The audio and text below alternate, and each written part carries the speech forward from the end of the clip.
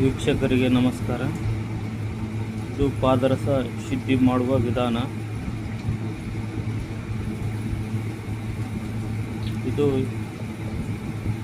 ಅರಳು ಉಪ್ಪಿನಲ್ಲಿ ಶುದ್ಧಿ ಮಾಡೋದು. ಅಂದರೆ ಇವಾಗ ನಾನು ಸ್ವಲ್ಪ ಹೊತ್ತಿನಿಂದ ಅರಿತಾ ಇದ್ದೇನೆ.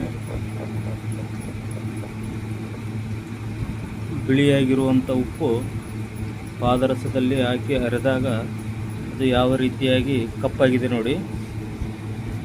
ಉಪ್ಪು ಬ್ಲ್ಯಾಕ್ ಆಗಿದೆ. ಅಂದರೆ ಇದು ಸೀಸ,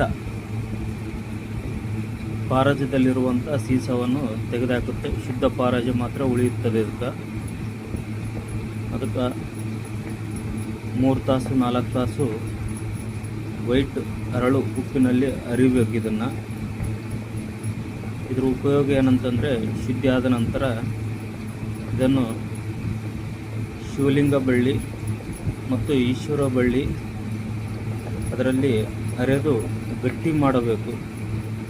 7 ರಿಂದ 8 ತಾಸು ಪಂಚಾಕ್ಷರಿ ಮಂತ್ರ ಮತ್ತು ನವರ್ಣ ಮಂತ್ರವನ್ನು ಹೇಳಿ ಅದರಲ್ಲಿ ಅರಿಬೇಕು. ಅದು ಗಟ್ಟಿ ಮಾಡಬೇಕು.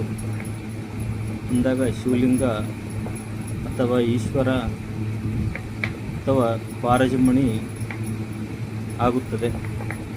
ಅದು ಪೂಜೆ ಮಾಡೋದಕ್ಕೆ ಯೋಗ್ಯನೀಯ ಆಗಿರುತ್ತದೆ. ಮುಂದಿನ ವಿಡಿಯೋದಲ್ಲಿ ಅದನ್ನು ಹೇಗೆ ಮಾಡಬೇಕೆಂದು ತೋರಿಸುತ್ತೇನೆ.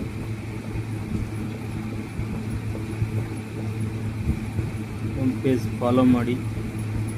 ಧನ್ಯವಾದಗಳು.